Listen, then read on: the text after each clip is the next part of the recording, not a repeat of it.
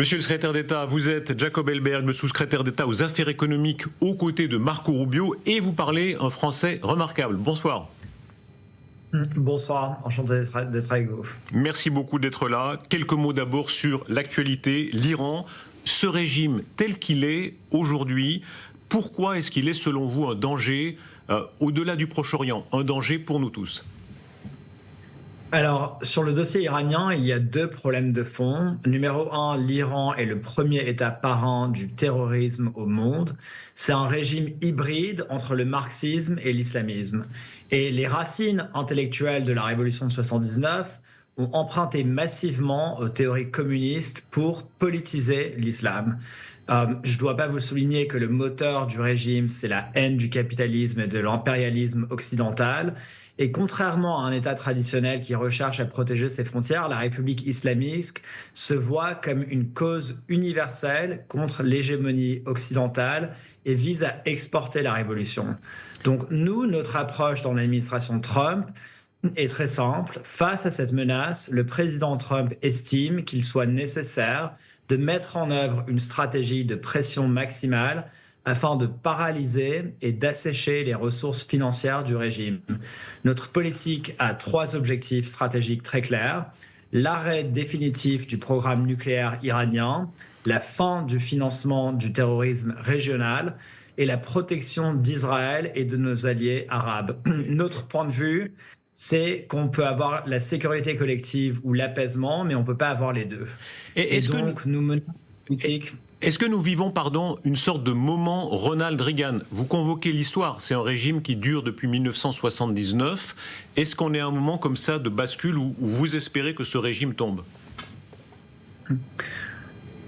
Une des principales caractéristiques des années Reagan était effectivement le clash entre la clarté morale et le relativisme. La clarté morale exige de reconnaître que la mesure géopolitique du monde est l'État-nation, que l'Occident appartient à une civilisation et à une culture qui sont les siennes, avec des valeurs de liberté qui sont éminemment supérieures à celles de la décroissance et du marxisme refoulé. Donc oui, nous vivons effectivement dans un moment critique que j'appellerais plutôt d'ailleurs un moment Trump. Jacob Elberg, le secrétaire d'État Rubio à Munich a eu des mots plutôt chaleureux pour l'Europe, mais en parlant de son risque de déclin.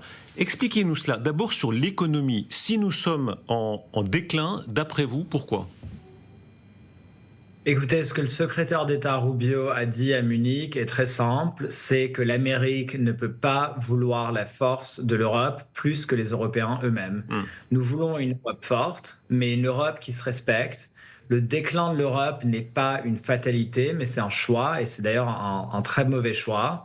L'Europe s'étouffe sous les règles. Il y a des milliers de pages de régulation pour tout et n'importe quoi, et les entreprises américaines comme les entreprises européennes ne peuvent plus rien construire, ne peuvent plus rien inventer sans demander la permission à un bureaucrate. Et ça, c'est pas tenable. Et le deuxième point, c'est le plus gros désastre. C'est sans aucun doute la submersion migratoire que l'Europe subit depuis maintenant plus de 25 ans. On ne peut pas avoir un pays ou un continent si on n'a pas de frontières. Et ce qui se passe en Europe, c'est l'invasion de millions de personnes sans aucun contrôle. Et par politesse politique, les Européens détruisent leur propre culture et leur sécurité. Donc, notre administration veut une Europe forte, une Europe fière, qui se respecte avec des frontières et qui libère ses entrepreneurs. Voilà notre message. Vous êtes spécialement critique pour la Commission européenne. Vous dites elle fonctionne au détriment des nations. Pourquoi ? Alors, nous ne portons pas jugement sur le détriment que la Commission européenne porte sur les nations, mais ce que nous observons, c'est la division opaque des tâches entre la Commission européenne et les gouvernements nationaux.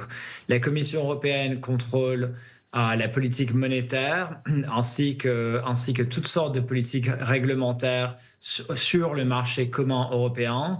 Et on se retrouve aujourd'hui dans une situation où les peuples européens élisent des leaders à l'échelle nationale qui ont de moins en moins d'autorité sur l'économie de leurs frontières.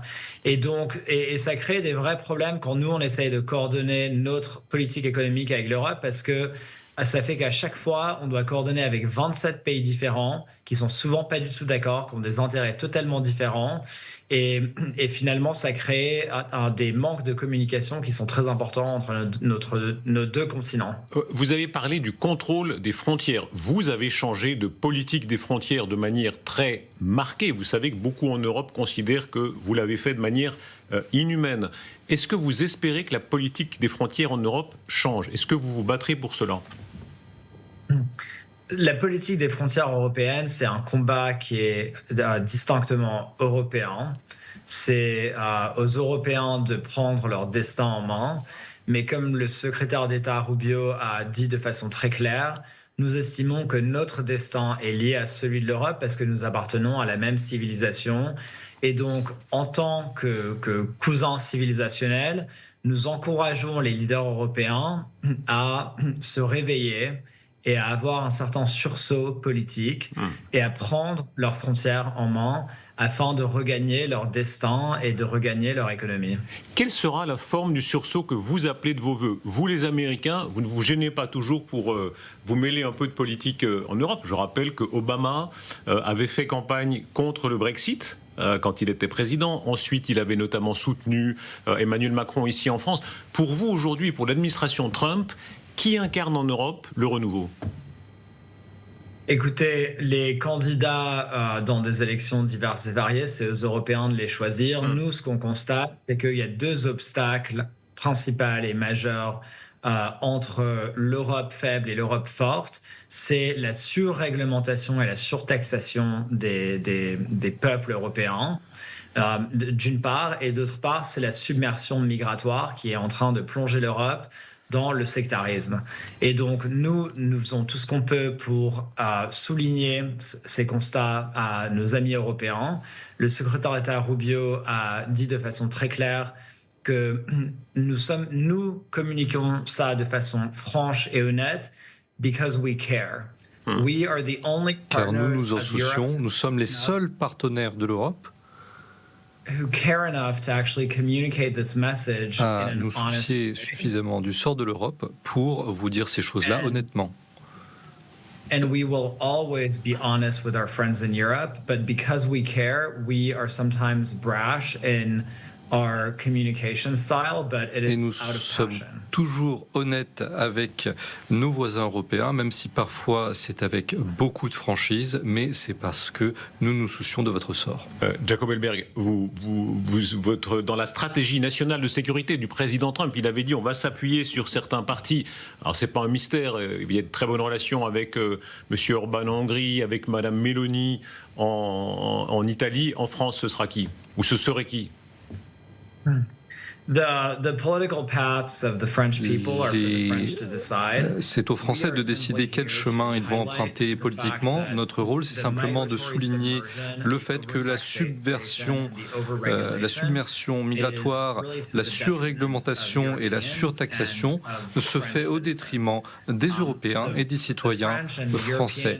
Les Français et les Européens sont pleins de ressorts. La France est le pays qui a inventé le Concorde, le TGV.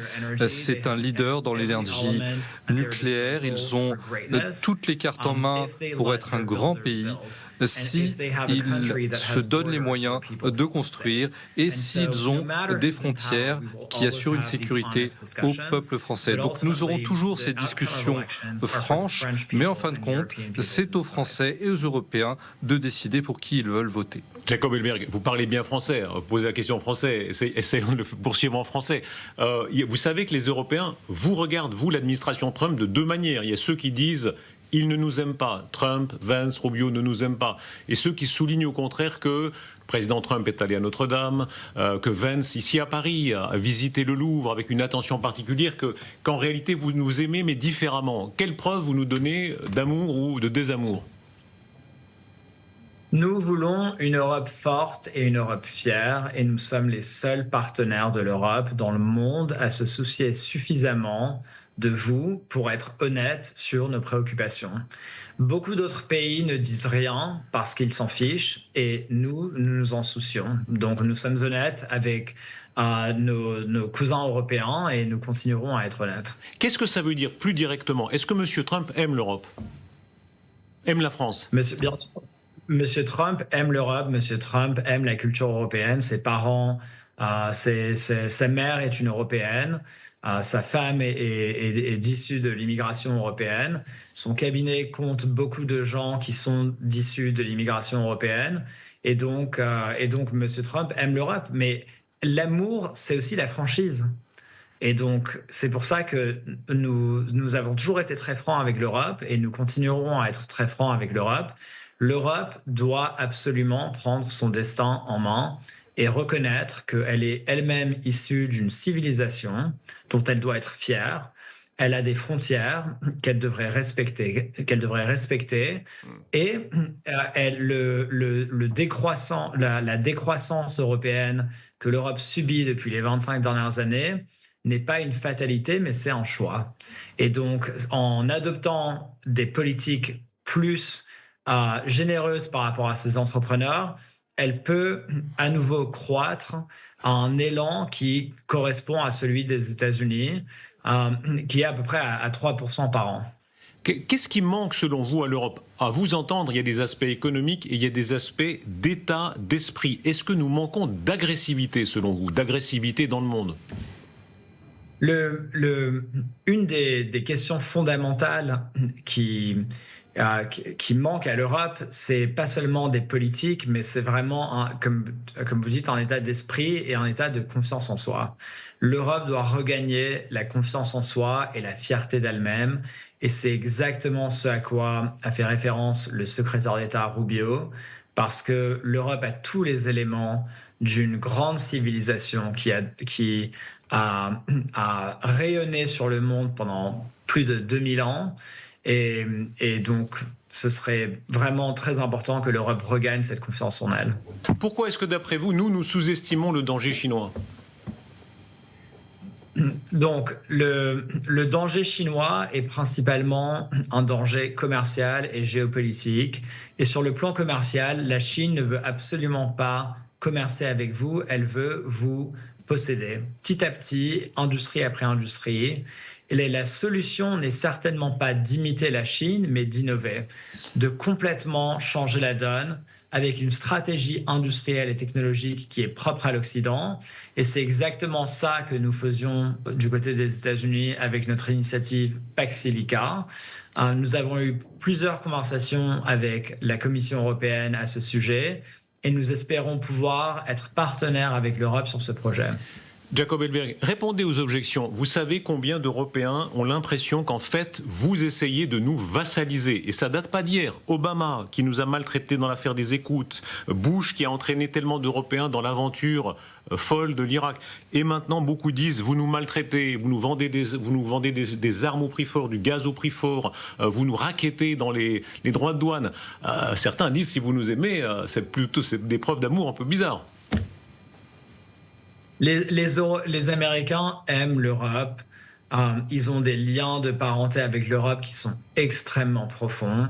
Ils n'ont absolument aucune intention de dominer l'Europe. Et d'ailleurs, je dirais plus, ce dont l'Europe devrait se soucier, c'est du mouvement intellectuel isolationniste aux États-Unis qui gagne beaucoup d'importance. Et les États-Unis qui ont souvent des tendances à vouloir se mettre en retrait. Parce que les États-Unis, c'est un pays qui est loin de l'Europe et qui bénéficie d'une hémisphère qui est relativement stable. Et donc dominer l'Europe, c'est certainement pas le projet américain. Le projet américain, c'est un pays avec lesquels les Américains peuvent commercer avec des pays, entre des pays stables et prospères. C'est très simple. Est-ce que ça veut dire qu'en réalité, contrairement au lieu commun, vous allez plus investir en Europe, économiquement, commercialement, rester avec vos bases militaires? Est-ce que ça fait partie, cette union, elle va se renforcer? Les États-Unis sont déjà actuellement le premier client de l'Europe, à consommer plus de 789 milliards de dollars par an de biens et services européens. Les Américains investissent énormément en Europe déjà. Il reste néanmoins un énorme potentiel d'investissement américain en Europe, surtout à travers l'issue de la révolution de l'intelligence artificielle. Mais pour que l'investissement arrive, il faut que l'Europe simplifie son régime réglementaire. C'est essentiel. Si l'Europe continue à matraquer les entreprises de réglementation, de normes et de taxation, l'Europe va pas seulement étouffer les entreprises américaines, elle va d'abord étouffer les entreprises européennes.